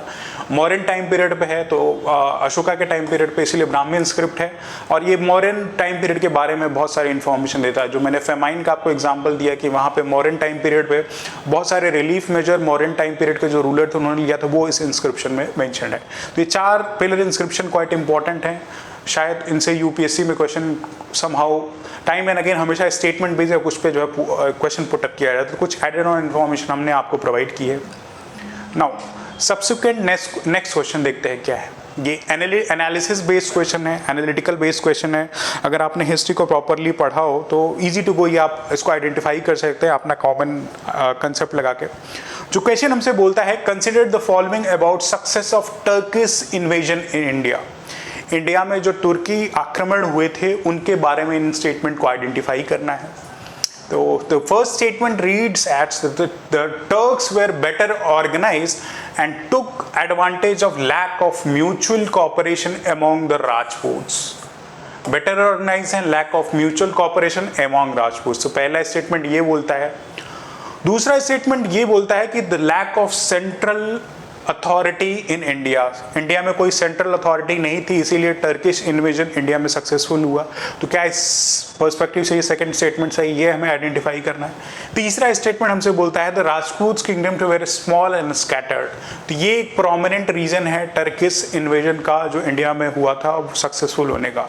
इस पर्सपेक्टिव से हमें आइडेंटिफाई करना है कि इन तीनों स्टेटमेंट्स में से कितने पेयर यहाँ पे identify which of the following is और इनकरेक्ट, कितने इसमें से गलत हैं, ये हमें आइडेंटिफाई करना है। क्या एक पेयर गलत है, क्या एक स्टेटमेंट गलत है, क्या 2 स्टेटमेंट गलत है, क्या तीनों ही गलत हैं, all of them are wrong, या इनमें से इन तीनों में से कोई भी स्टेटमेंट गलत नहीं है, ये हमें आइडेंटिफाई करना है। नाउ एक बार वीडियो को पॉज करके स्टेटमेंट को रीड करें और एनालाइज करने की कोशिश करें। नाउ यहाँ पर टर्किश इन्वेजन की बात की गई है जो कि मेडिवल हिस्ट्री की बिगनिंग एक तरह से बोला जाए। महमूद ऑफ गजनवी जो है इंडिया में जब इन्वेजन करता है, right, he is a Turkish by origin. तो जब इंडिया में ये इन्वेट करता है, more specific north western part of the India, जो आज का मॉडर्न डे पाकिस्तान अफगानिस्तान का रीजन है, वहाँ से जब इंडिया में इन्वेजन करता है तो उसके इन्वेजन के पीछे जो सक्सेस थी उसके पीछे ये रीजन दिए गए हैं। पहला स्टेटमेंट जो बोलता है they were better organise and took advantage of lack of mutual cooperation among the Rajput. यानी कि उस टाइम पीरियड पे जो है, राइट, 11th सेंचुरी के टाइम पीरियड पे जो है इंडिया में जो है छोटे छोटे किंगडम्स हुआ करते थे जिनमें राजपूत डायनेस्टी जो है more specific central part of the India, northern part of the India में रूल कर रही थी। लेकिन इन राजपूत के बीच में जो भी रूलिंग डायनेस्टी थी, इनके बीच में कोई म्यूचुअल कोऑपरेशन नहीं था। राजस्थान में लोकेटेड है। पृथ्वी चौहान और जयचंद के बीच में हम देखते हैं कि इनके बीच में क्वाइट मिसट्रस्ट था, जिसका फायदा उठा के बैटल ऑफ टरेन, पहली बार तो पृथ्वीराज चौहान जीत जाते, लेकिन दूसरी बार जयचंद की ट्रेचरी की वजह से ही गेट्स डिफीटेड। तो उस टाइम पीरियड पे जो राजपूत रूलर्स थे उनके बीच में कोई म्यूचुअल कोऑपरेशन नहीं था। एक किंगडम पे अगर कोई दूसरा बाहरी आके इन्वेट कर रहा है तो सब्सिक्वेंटली दूसरे किंगडम से कुछ लेना देना नहीं था, चलो उनकी किंगडम जो लॉस हो रही, तो कोई म्यूचुअल कोऑपरेशन नहीं था। तो इस पर्सपेक्टिव से पहला स्टेटमेंट भी सही हो जाता है। सेकंड भी आपका जो है यहाँ पे सही है कि वहाँ कोई सेंट्रल अथॉरिटी नहीं थी। इंडिया एज ए नेशन तब तो था नहीं, 11th सेंचुरी में फ्रेगमेंटेड थे, बहुत सारे किंगडम से, छोटे छोटे राज्यों से बना और राजाओं से बना एक राज्य था। तो कोई सेंट्रल अथॉरिटी नहीं थी, कोई ऐसा प्रोमिनेंट रूलर उस टाइम पे नहीं था जैसे मौर्यन टाइम पीरियड में या गुप्ता टाइम पीरियड पे इतने बड़े बड़े रूलर हुए जो इनक्रेडिबल, जो आज के टाइम पे हम अखंड भारत बोलते हैं कि मेजॉरिटी ऑफ द प्रोविंसेस उनके जो है डोमेन में थी, लेकिन उस टाइम पे ऐसा कोई सेंट्रल अथॉरिटी नहीं था। तो ये स्टेटमेंट 3 भी सही था। और सब्सिक्वेंटली इसी के फॉलोअप में आपका जो है तीसरा स्टेटमेंट है कि जो भी राजपूत किंगडम उस समय जो प्रोमिनेंट रूलर्स थे वो स्मॉलर लेवल पर रूल कर रहे थे और स्कैटर्ड थे, एक दूसरे में म्यूचुअल कोऑपरेशन नहीं था, उनके प्रोविंसेस अलग अलग थे, राइट। तो ये एक सूटेबल फर्टाइल ग्राउंड बनता है इंडियन सब कॉन्टिनेंट में टर्किश इन्वेजन का। इस बिहार पे टर्किश इन्वेजन इंडिया में होती है क्योंकि वो रिचनेस प्रॉस्पेरिटी जब इंडियन सब कॉन्टिनेंट की है, टर्किश इन्वेजन मोर स्पेसिफिक जो गजनी में जो लुटेरे थे वो इंडिया में आते हैं। यहाँ के रिच जो भी हमारी फर्टाइल एग्रीकल्चरल प्रोडक्ट उनको लूट करना, मंदिरों में बहुत सारा सोना था उनकी लूट करने के लिए। तो ये टर्किश इन्वेजन की ये सारे फैक्टर्स जो तीनों मेंशन किए गए ये कहीं ना कहीं एक रीजन है। तो यहाँ पे इनकरेक्ट स्टेटमेंट आपको आइडेंटिफाई करना है। तो यहाँ पे कोई भी इनकरेक्ट नहीं है, इसलिए इसका जो करेक्ट आंसर हो जाता है वो होता है option D, that is none of them. ये कुछ एक्सप्लेनेशन दी गई हैं कि उस समय इंडिया में पॉलिटिकल डिसयूनिटी थी, सोशल डिस्क्रिमिनेशन था। जो टर्किश आर्मी थी वो क्वाइट स्ट्रांग थी क्योंकि वो रेगुलर बेसिस पे अक्रॉस द वर्ल्ड जो अपने रीजनल विसिनिटी पे लड़ाई करते आते थे, तो अपनी आर्मी को भी सब्सिक्वेंटली उन्होंने स्ट्रांग किया था। जो भी एक्सपीरियंसेस होते थे उसको अपनी मिलिट्री में लेते थे। अगर किसी से हार भी गया और किसी रीजन से हारे तो अपने अपोनेंट की मिलिट्री टैक्टिक्स को अपना के वो अपनी जो है आर्मी को, मिलिट्री को स्ट्रांग करते थे। उनकी स्ट्रैटेजी बहुत फ्लेक्सिबल थी। जैसे राजपूत में क्या था, बहुत ही उसूलों पे बेस्ड लड़ाई लड़ते थे कि सामने वाले की तलवार गिर गई तो हम उस पर अटैक नहीं करेंगे। रेदर जो टर्किश थे वो किसी भी यहाँ पे कोई रात को सो रहा है तो उसका गला काट के जो है कैसे भी उनको जीतना था। तो उनकी स्ट्रैटेजी बड़ी फ्लेक्सिबल थी, डिसीटफुल स्ट्रैटेजी से भी वो अपना के अपने रूल कर सकते थे। यही रीजन था टर्किश इन्वेजन का जो इंडिया में सक्सेसफुल होने का। और इसी बिहार पे जो है इस्लामिक रूल या मुस्लिम रूल या मिडिवल टाइम पीरियड पे इनका रूल जो है शुरू करता है। फर्स्ट हाफ आप दिल्ली सेटलमेंट के बारे में बोलते हैं अप टिल 1526 और 1526 के बाद टिल 1707 या 1857 तक बोले जो है मुगल डायनेस्टी का रूल रहा है। तो इससे रिलेटेड क्वेश्चन था जो कि एनालिटिकल था। नाउ प्रोसीडिंग फर्दर भी देखते हैं मिडिवल हिस्ट्री से क्वेश्चन। इसमें क्वेश्चन हमसे बोलता है consider the following about Iltutmish. Iltutmish जो है मिडिवल हिस्ट्री में दिल्ली सल्तनत में एक इंपॉर्टेंट रूलर है, उनके बारे में इन स्टेटमेंट को कंसिडर करना है। इसमें बोलता है कि he is regarded as real founder of Delhi सल्तनत। जो दिल्ली सल्तनत के रियल फाउंडर हैं क्या वो इल्तुतमिश हैं। स्टेटमेंट 2 यहाँ पे बोलता है ही इंट्रोड्यूस द गोल्ड कॉइन टंका एंड कॉपर कॉइन कॉल्ड जित्तल। यहाँ पे गोल्ड कॉइन के बारे में बोला है कि इल्तुतमिश ने गोल्ड कॉइन शुरू किया था जिसको टंका बोलते हैं, कॉपर कॉइन जिसको जित्तल बोलते हैं। सब्सिक्वेंटली तीसरा स्टेटमेंट बोलता है he organise the iqta system and introduce reform in the civil administration and army. Iltutmish ने जो है एकता सिस्टम की शुरुआत की थी और मिलिट्री, आर्मी और सिविल एडमिनिस्ट्रेशन में काफ़ी रिफॉर्म लेके आया था। और अपने किंगडम में जो स्टेटमेंट 4 बोलता है कि ही पैटर्नाइज मिनहाजे उश शिराज। मिनहाजे उश शिराज एक ऑथर है जिनको इल्तुतमिश ने क्या पैटर्नाइज किया था। ये चारों स्टेटमेंट हमें आइडेंटिफाई करना है। सब्सिक्वेंट बोलता है question identify which of the following is और करेक्ट। यहाँ पे करेक्ट आपको आइडेंटिफाई करना है कि कितने स्टेटमेंट यहाँ पे सही हैं। क्या एक सही है, क्या 2 सही है, क्या तीनों सही हैं, या चारों के चारों ही स्टेटमेंट सही हैं, ये आपको यहाँ पे आइडेंटिफाई करना है। नाउ आई रिक्वेस्ट की वीडियो को पॉज करके क्वेश्चन को रीड करें, एनालाइज करें, करेक्ट आंसर आइडेंटिफाई करने की कोशिश करें। मिडिवल हिस्ट्री से क्वेश्चन है। आजकल मिडिवल हिस्ट्री और एंशिएंट हिस्ट्री से यूपीएससी में पिछले 2-3 सालों में काफ़ी क्वेश्चन पूछे जा रहे हैं। सब्सिक्वेंटली पीसीएस का भी एक फेवरेट डोमेन है। पीसीएस के जो भी एग्जामिनेशन होते हैं उसमें मिडिवल हिस्ट्री से क्वेश्चन आते हैं। नाउ देखते हैं कि क्वेश्चन में क्या करेक्ट है। इल्तुतमिश के बारे में यहाँ बोला गया है। इल्तुतमिश जो है आपकी स्लेव डायनेस्टी से रिलेटेड एक इंपॉर्टेंट रूलर है, राइट। इनसे पहले कुतुबुद्दीन ऐबक जो है आपकी रूल कर रहे थे 1206 से 1210 तक, राइट। इनके डिमाइस के बाद, कुतुबुद्दीन ऐबक के डिमाइस के बाद इनके बेटे जो है कुछ टाइम पीरियड के लिए जो आराम शाह जो रूल करते हैं, लेकिन इनको डिपोज करके कुतुबुद्दीन ऐबक के जो सन इन लॉ हैं या उनके स्लेव बोले, सन इन लॉ या इन्हीं के स्लेव जो हैं वो इल्तुतमिश हैं, राइट। इल्तुतमिश जो स्लेव हैं कुतुबुद्दीन ऐबक के और उन्हीं के सन इन लॉ हैं। कुतुबुद्दीन अपनी बेटी की शादी इल्तुतमिश से इन्होंने की थी, तो इल्तुतमिश जो है रूल करना शुरू करते हैं और इनका रूल जो है 1210 से लेकर 1236 तक है। और ये इल्तुतमिश जो है अज़ीनों की रजिया सुल्तान पहली वुमेन रूलर थी दिल्ली सल्तनत, उनके फादर भी हैं। तो इनके बारे में इंफॉर्मेशन दी गई कि he is the real founder of Delhi सल्तनत। तो ये करेक्ट स्टेटमेंट है, पहला आपका करेक्ट स्टेटमेंट है। रीज़न बिंग कि इल्तुतमिश से पहले कुतुबुद्दीन ऐबक ने जो अपनी कैपिटल सिटी, अपने एम्पायर की कैपिटल सिटी जो है लाहौर में की रखी थी, राइट। लेकिन इल्तुतमिश के आने के बाद इन्होंने अपनी कैपिटल सिटी जो है दिल्ली में की थी। तो इनको इसीलिए रिगार्ड किया जाता है कि इल्तुतमिश ही ऐसे इंडिविजुअल हैं जिन्होंने इंडिया में दिल्ली सल्तनत की इस्टेब्लिशमेंट की थी। यहाँ से जो है आपकी दिल्ली सल्तनत की शुरुआत होती है। तो Iltutmish is regarded as a real founder of Delhi सल्तनत, क्वाइट करेक्ट है। इनके टाइम पीरियड पे जो है आपका चंगेज़ खान जो थे, जो मंगोलियन लीडर थे, उनका इन्वेजन हुआ था इंडिया में, लेकिन इनकी सूझबूझ की वजह से चंगेज़ खान ने जो इंडिया पे इन्वेड नहीं किया था। उस टाइम पे जो ख्वारिज़्म शाह के रूलर थे वो इंडिया में आते हैं इल्तुतमिश के पास अपनी शरण लेने के लिए, जिनके साथ जो चंगेज़ खान का डिस्प्यूट चल रहा था, लेकिन उनको पैटर्नेज देने के लिए इल्तुतमिश जो है मना कर देते हैं, राइट। और इस बिहाफ पे चंगेज़ खान का जो बोला जाता है कि इंडिया में शायद एक भयावह स्थिति, बहुत ही हॉरिबल कंडीशन डेवलप होती अगर चंगेज़ खान इन्वेड करता। तो इन्हीं के टाइम पीरियड पे अगर आपसे क्वेश्चन पूछे किसके टाइम पीरियड पे चंगेज़ खान ने इंडिया में इन्वेड किया था, तो दैट वाज इल्तुतमिश, राइट। इन्होंने कुछ एडमिनिस्ट्रेटिव सिविल रिफॉर्म लेके आए। यहाँ पे क्वेश्चन बोलता है ही इंट्रोड्यूस द गोल्ड कॉइन टंका and copper coin जित्तल।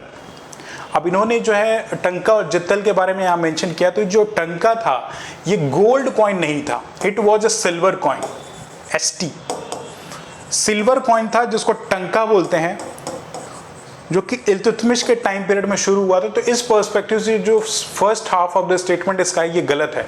Copper coin JC that is copper coin, ये करेक्ट स्टेटमेंट है। तो ये आपका ऑप्शन 2 यहाँ पे गलत हो जाता है, राइट। तो सब्सिक्वेंट जो तीसरा है, he organise the iqta system and introduce reform in civil administration and army. ये सही चीज़ है, ये आपका जो करेक्ट स्टेटमेंट है। एकता सिस्टम जो है अपने स्टेट के प्रोविंसेस को इकतास में, छोटे छोटे प्रोविंसेस में डिवाइड कर दिया गया था। उसका कोर पर्पस जो था सिविल एडमिनिस्ट्रेशन और आर्मी में रिफॉर्म ले आना। और भी हम देखेंगे इस पर क्या बेस था एकता सिस्टम ये, लेकिन इसको जो है इल्तुतमिश ने जो इंडिया में ऑर्गेनाइज किया था। और चौथा स्टेटमेंट जो है, ही पैटर्नाइज मिनहाज-ए-शिराज, ये करेक्ट स्टेटमेंट है। मिनहाज-ए-शिराज ने अभी फर्दर हम देखेंगे अपनी एक किताब लिखी थी जिससे बहुत सारी इंफॉर्मेशन अवेलेबल है दिल्ली सल्तनत के बारे में, इंडिया के बारे में, उस टाइम के सोशियो पॉलिटिकल कंडीशंस के बारे में। तो ये करेक्ट स्टेटमेंट है। तो इस बिहाफ पे यहाँ पे 3 स्टेटमेंट गलत हो जाते हैं, ऑप्शन 2 यहाँ पे गलत है। तो उस 3 स्टेटमेंट अगर करेक्ट हो रहे तो हमारा यहाँ करेक्ट ऑप्शन जो है ऑप्शन C हो जाता है कि यहाँ पे सिर्फ 3 करेक्ट है। सो इसकी एक्सप्लेनेशन देखते हैं। यहाँ पे कुछ एक्सप्लेनेशन दी है कि 1211 से 1236 तक जो इल्तुतमिश रूल किए थे, first Muslim ruler of Delhi, और इनका श्रेय जाता है कुतुब मीनार को कंप्लीट कराने में, राइट। इनकी शुरुआत पहले प्रीवियस रूलर ने की थी। इन्हीं के टाइम पीरियड पे जो चंगेज़ खान दिल्ली पे इन्वेड करना चाहते थे, लेकिन समहाउ इल्तुतमिश की सूझबूझ की वजह से प्रिवेंट हो जाता है। सिल्वर कॉइन टंका जिसको बोलते हैं, और कॉपर कॉइन जित्तल जिसकी शुरुआत इंट्रोडक्शन जो इल्तुतमिश ने की थी। सिमिलरली जो है मिनहाज-ए-शिराज ने जो बुक लिखी थी तबाक़त-ए-नासरी बोलते हैं। ये नसरुद्दीन महमूद एक रूलर थे सल्तनत के टाइम पीरियड में, उनके पैटर्नेज में लिखी थी, लेकिन इस किताब का नाम तबाक़त-ए-नासरी है, जो कि बहुत सारी इन्फॉर्मेशन उस टाइम पे हमें प्रोवाइड करता है। तो this is the information related to this question कि कौन इल्तुतमिश से रिलेटेड क्या क्या उनके टाइम पीरियड कौन कौन से मेजर्स उन्होंने लिए, किस ऑथर को पैटर्नाइज किया। तो दैट्स अ प्रोबेबिलिटी कि अगर एंशिएंट मेडिवल हिस्ट्री से बेस्ड यूपीएससी में क्वेश्चन आते हैं इस डोमेन पे, कुछ लार्जर ये इनके इल्तुतमिश से रिलेटेड इन्फॉर्मेशन अवेलेबल है। Now proceeding to the next question, अभी हमने इल्तुतमिश के बारे में पढ़ा कि इक्ता सिस्टम जो है इल्तुतमिश ने यूज़ किया था, उसी के बेस में थोड़ा एक्स्ट्रापोलेट करके अगर डेप्थ में क्वेश्चन पूछा जाए तो उसी प्रेमाइस पे इस क्वेश्चन को हमने डिज़ाइन किया है। इसमें क्वेश्चन हमसे बोल रहा है consider the following statement about iqta system. Iqta system के बारे में आपको इन स्टेटमेंट को आइडेंटिफाई करना है, इक्ता प्रणाली के बारे में। इसमें पहला स्टेटमेंट हमसे बोलता है the system involve dividing the sultanate's territory into smaller tracts. तो सल्तनत के टेरिटरी या प्रोविंसेस थे उनको स्मॉलर ट्रैक्ट में डिवाइड किया गया था। क्या ये सही स्टेटमेंट है? ये हमें आइडेंटिफाई करना है। सेकेंड स्टेटमेंट हमसे बोलता है it was invented by Iltutmish and later spread to the rest part of the world. यानी कि इक्ता सिस्टम का जो इन्वेंशन था, जो शुरुआत थी, वो सबसे पहले इल्तुतमिश ने की थी और फिर रेदर यहाँ से जो है इल्तुतमिश के इन्वेंशन के बाद iqta system rest part of the world में गया जहाँ पे इसकी यूटिलाइजेशन शुरू हुई। क्या ये सही है? ये हमें आइडेंटिफाई करना है। जो यहाँ पे स्टेटमेंट 3 बोलता है कि initially iqtas were based on salary but later became hereditary under Firoz Shah Tughlaq. तो क्या ये सही स्टेटमेंट है? ये है हमें आइडेंटिफाई करना है। इन तीनों स्टेटमेंट को देखिए, हमसे बोलता है question identify how many of the following pairs is और करेक्ट। कितने पेयर्स यहाँ पे स्टेटमेंट जो है करेक्ट है? क्या एक स्टेटमेंट सही है? क्या दो सही है? क्या तीन सही है? ये चारों के सारे के सारे जो है सही। यहाँ पे by mistake none of the correct, यहाँ पे जो है option D none of them, तीनों में से तीनों ही गलत हैं। ये हमें आइडेंटिफाई करना है। नाउ वीडियो को पॉज करके एक बार क्वेश्चन को एनालाइज करें एंड प्रैक्टिस करने की कोशिश करें कि कौन सा इसका करेक्ट है। क्या पहला सही है? क्या दूसरा सही है? क्या तीसरा सही है? या तीनों के तीनों ही गलत ऑप्शन है? ये आपको आइडेंटिफाई करना है। नाउ इक्ता सिस्टम के बारे में एज आई डिस्कस किया, अभी हमने प्रीवियस क्वेश्चन में शुरू डिस्कस किया कि इल्तुतमिश ने अपने टेन्योर में जो है अपने प्रोविंस में जो है इक्ता सिस्टम की शुरुआत की थी। और इसमें जो है इल्तुतमिश ने प्रोविंसेस को जो है, जो भी इनके दिल्ली सल्तनत के एम्बेट में प्रोविंसेस थे, उसमें रूल करने के लिए उन प्रोविंसेस को स्मॉलर ट्रैक्ट में डिवाइड कर दिया था, जिसको इक्ता बोलते हैं। राइट, इन स्मॉल प्रोविंसेस को ही इक्ता बोलते हैं और इन्हीं इसी प्रणाली पे बेस इसको लार्जली इक्ता सिस्टम बोलते हैं। इसका पर्पस ये था कि प्रोविंसेस को स्मॉल प्रोविंसेस में डिवाइड कर दिया गया था और वहाँ के जो भी रूलर्स थे उनको जो है इन प्रोविंसेस इन इक्तास को दे दिया गया था। और सल्तनत का एक बिलीव था कि उनको एक रेगुलर बेसिस पे इनकम आता रहेगा इस इक्ता से, तो एक बेनिफिशियल इनके लिए ये डेवलपमेंट थी। तो इस पर्सपेक्टिव से ही जो पहला स्टेटमेंट है वो सही हो जाता है। जो दूसरा यहाँ पे मेंशन किया गया it was invented by Iltutmish, यहाँ पे एक एक्सट्रीम स्टेटमेंट इन्वेंशन दिया गया है, यानी कि इल्तुतमिश ही पूरी दुनिया में ऐसे इंडिविजुअल थे जिन्होंने इक्ता सिस्टम को इन्वेंट किया था, पहली बार इजाद किया था। राइट, और it later spread to the rest part of the world. ये एक्सट्रीम स्टेटमेंट और ये गलत है। पहले ही जो है आपका iqta system already certain part of the region जो है मिडिल ईस्ट में इसका यूज़ किया जा रहा था। इस इक्ता सिस्टम ऑलरेडी जो है आप देखेंगे पर्शिया में and certain region mid of the middle east में जो इक्ता सिस्टम ऑलरेडी यूज़ था, उस प्रैक्टिस को इल्तुतमिश ने जो है इंडियन प्रोविंसेस में जो है यूज़ करना शुरू किया था। यानी कि इल्तुतमिश पहले इंडिविजुअल नहीं थे, इनके पहले जो है ऑलरेडी यूज़ किया जा रहा था और इसको इन प्रैक्टिस इंडिया में जो है इल्तुतमिश लेके आया था। तो इस पर्सपेक्टिव से ये स्टेटमेंट 2 आपका गलत हो जाता है। और जो तीसरा स्टेटमेंट है, अब इस जो ऐसे डिस्कस की इक्तास जो स्मॉलर प्रोविंसेस में थे, तो जो भी मिलिट्री में या सिविल एडमिनिस्ट्रेशन में इंडिविजुअल्स उनको वो इक्तास वो प्रोविंसेस दे दिया जाता था जिसपे एग्रीकल्चर प्रैक्टिसेस करते थे ये लोग। राइट, और वही उनका सैलरी होता था। राइट, लेकिन लेटर जो है ये चीज़ जब प्रैक्टिसेस फर्दर कंटिन्यू हुई तो तुगलक डायनेस्टी के रूलर है फिरोज शाह तुगलक, उनमें जो है उनके टाइम पीरियड में ये प्रैक्टिस जो है हेरिडेटरी हो जाती है। यानी कि जो पहले सैलरी दी जाती थी, एक इंडिविजुअल जब तक एम्पायर में सर्व करा उसको सैलरी के फॉर्म में इक्ता दिया जाता था, जैसे ही वो एम्प्लॉयमेंट से हटा वो चीज़ इक्ता उससे हटा दिया जाता है, लेकिन ये हेरिडेटरी हो जाती है चीज़। और किसके टेन्योर में? फिरोज शाह तुगलक के। तो उस पर्सपेक्टिव से ये तीसरा स्टेटमेंट यहाँ पे सही हो जाता है, यानी कि यहाँ पे 2, पहला और तीसरा इज द करेक्ट और दूसरा आपका गलत है यहाँ पे। राइट, तो इस पर्सपेक्टिव से इसका करेक्ट आंसर जो ऑप्शन बी हो जाता है, only 2 pair, that is only 2 statement are correct over here. You can see the explanation कि आपके यहाँ पे जो है इक्ता सिस्टम के बारे में क्या किया है कि यहाँ मिडिल ईस्ट और पर्शिया में ऑलरेडी ये प्रैक्टिस था। राइट, मोहम्मद गोरी ने इस कंसेप्ट का जो है जनरली डेवलपमेंट किया था। तो इल्तुतमिश के पहले ही जो है ये चीज़ इक्ता सिस्टम की प्रणाली जो चली आ रही, लेटर इसको इल्तुतमिश ने अपने एम्पायर में जो है यहाँ पे दिल्ली सल्तनत में अडॉप्ट किया था ताकि बेटर सिविल और मिलिट्री रिफॉर्म्स ले आ सके। तो this is all the explanation, एक बार आप इसको रीड कर लें। Now proceeding to the next question. Next question के बारे में हम देखते हैं कि क्या हमसे पूछ रहा है। जनरली बुक्स एंड ऑथर पे बेस्ड क्वेश्चन मेडिवल हिस्ट्री में पूछे जाते हैं एंड बियॉन्ड प्रीलिम्स के ये इंपॉर्टेंट सोर्स भी है मेंस के लिए ऐसे फैक्चुअल इनपुट अगर आप अपने आंसर्स में डालें कि किसने कौन सी बुक लिखी थी और उसके बारे में, इंडिया के बारे में पर्टिकुलरली उस टाइम के सोशियो पॉलिटिकल कंडीशन के बारे में क्या क्या इन्फॉर्मेशन मिलती है, तो ये एक इंपॉर्टेंट पीस ऑफ इन्फॉर्मेशन है। लेकिन for the time being prelims के पर्सपेक्टिव से हमें यहाँ पे जो करेक्टली आइडेंटिफाई करना है, जिसमें क्वेश्चन हमसे बोलता है कंसिडर द फॉलोइंग। यहाँ पे आपको कंसिडर करना है बुक्स के बारे में और उनके ऑथर के बारे में कि कितनी पेयरिंग यहाँ पे करेक्टली मैच्ड है। इसमें बुक्स, पहली बुक जो मेंशन की गई है वो बोला गया तहकीके हिंद जो है उसके ऑथर जो है मिनहाजे उस शराज है। तो क्या करेक्ट मैच है ये हमें आइडेंटिफाई करना है। स्टेटमेंट 2 हमें यहाँ पे बोलता है तबकाते नासरी जो है उस बुक को जो है अलबरूनी ने लिखा था। तो क्या करेक्ट मैच है ये हमें आइडेंटिफाई करना है। तीसरा जो है किताबुल रहला बोलता है कि किताबुल रहला का जो है इब्न बतूता ने ऑथर किया था, ये हमें आइडेंटिफाई करना है। And the last that is the fourth, इसमें बोला गया किताबुल यामनी जो है उसको उतबी ने लिखा था, उसको उतबी ने ऑथर किया था। तो हमें आइडेंटिफाई करना है, यहाँ पे आइडेंटिफाई क्या करना है, identify how many of the following pair is और करेक्ट। यहाँ पे करेक्ट या इनकरेक्ट में यहाँ पे करेक्ट आपको आइडेंटिफाई करना है कि कितने पेयर्स यहाँ पे करेक्ट मैच्ड हैं। क्या एक पेयर करेक्ट मैच्ड है, क्या 2 सही हैं, क्या 3 सही हैं, या इन चारों में से कोई भी सही नहीं है, यानी कि none of them are correct. तो हमें आइडेंटिफाई करना है। इंपॉर्टेंट क्वेश्चन है, फैक्ट बेस्ड क्वेश्चन है, लेकिन हमें आइडेंटिफाई करना है। अभी मैंने आपसे इल्तुतमिश के बारे में मेंशन किया था इस सब्सिक्वेंट डिस्कशन में कि इल्तुतमिश के टाइम पीरियड पे उन्होंने जो है मिनहाजे उस शराज को जो है पैटर्नाइज किया था, अभी डिस्कशन किया था अगर आपको रिटेन हो तो।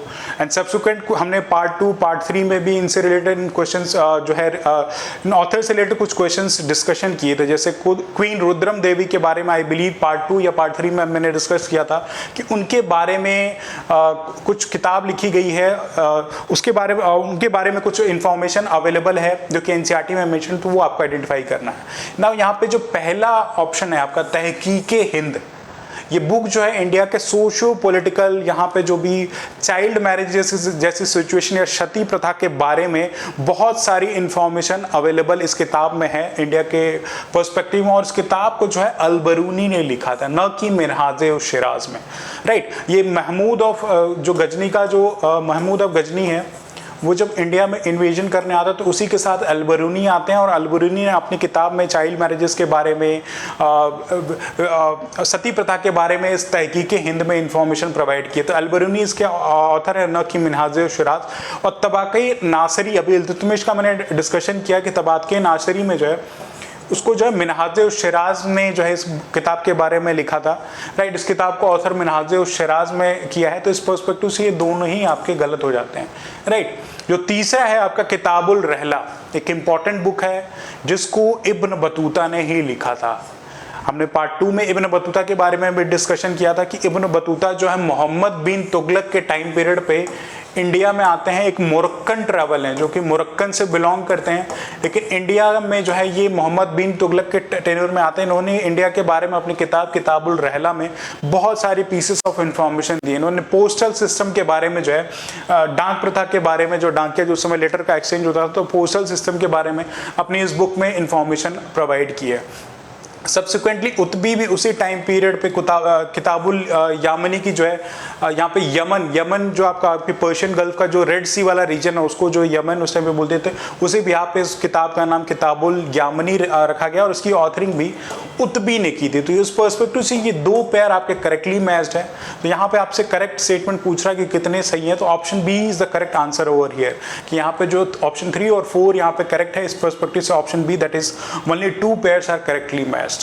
यहाँ पे कुछ पीस ऑफ इंफॉर्मेशन है जिसको आप एक बार वीडियो पॉज करके रिवाइज कर लें कि तहकीके हिंद एज ए डिस्कस की अलबरूनी ने लिखा था, राइट। अलबरूनी ने अपनी किताब में जो इंफॉर्मेशन दी थी वो 2017 के टाइम पीरियड जो इंडिया में सिचुएशन थी, राइट, चाइल्ड मैरिजेस, विडो जो विधवाओं की शादी पे बैन था, री मैरिज पे बैन था, या सती या जौहर की जो प्रैक्टिस उस टाइम पे की जाती थी, उसके बारे में किताबुल हिंद तहकीके हिंद में अलबरूनी बहुत सारी इंफॉर्मेशन देते हैं। बियॉन्ड इंडियन सोसाइटी के बारे में ये भी बताया है कि उस समय इंडियन सोसाइटी कास्ट सिस्टम में डिवाइडेड थी। तो पहला आप यू कैन सी कि कैसे ये चीज़ें इंफॉर्मेशन उसमें दी गई है। इंडिया में जो उस समय रूलिंग प्रोविंसेस में रेवेन्यू सिस्टम था उसके बारे में दी गई है। यहाँ पे एक स्पेसिफिक ये भी मेंशन किया गया कि ब्राह्मण जो थे वो टैक्सेशन से प्रोहिबिट किए गए थे, यानी कि ब्राह्मण से कोई टैक्स नहीं लिया जाता था। यानी कि इस स्टेटमेंट को अगर इन्फर किया जाए तो इससे ये बोला जाए कि हिंदुइज्म में उस समय जो है या उस समय के रूलिंग डायनेस्टी में जो है ब्राह्मण्स को स्पेशल प्रेफरेंस दिया जाता था।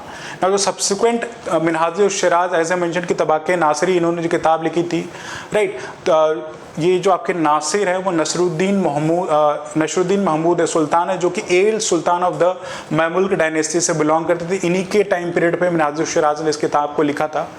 और ये जो है नसीर जो है वो बालबन के जो बालबन उनके जो फादर इन लॉ यानी कि उनके ससुर थे। और ये सर बहुत सारी इन्फॉर्मेशन जो उस टाइम पे बंगाल के बारे में इस किताब में अवेलेबल है। You can read this information, examination में अगर पूछे तो आप you can easily identify.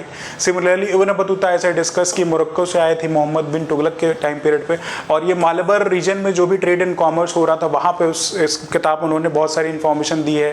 Agriculture system के बारे में बहुत सारा बताया है कि क्या क्या एग्रीकल्चर प्रैक्टिसेस थी। साल में 3 बार जो सोइंग और हार्वेस्टिंग होती, 2 बार हार्वेस्टिंग होती, ये दिया है। उतबी ने जो किताबुल यामुनी में अपनी इन्फॉर्मेशन दी है, ये सुल्तान महमूद के एक्सपेडिशन के बारे में भी अपने इस किताबुल यामुनी में इन्फॉर्मेशन प्रोवाइड करते हैं। तो these are the basic explanation इस क्वेश्चन से रिलेटेड, क्वाइट इंपॉर्टेंट है। और मेंस में भी आप इनको यूज़ कर सकते हैं कि मेडिवल टाइम पीरियड पर अगर कुछ क्वेश्चन आए आपकी सोशो इकोनॉमिक पॉलिटिकल कंडीशंस के बारे में, तो इनका जो इन्फॉर्मेशन सोर्स इन किताब का है, बियॉन्ड इस बुक में क्या क्या इन्फॉर्मेशन ये सती जौहर के बारे में, ये सब चीज़ें आप एज अ फैक्चुअल इनपुट अपने मेंस के आंसर में दे सकते हैं, जिससे आपका आंसर क्वाइट इंप्रूव और एनहेंस हो सकता है। बियॉन्ड प्रीलिम्स में आपसे इससे बेस्ड फैक्ट क्वेश्चन तो पुटअप किया ही जाता है।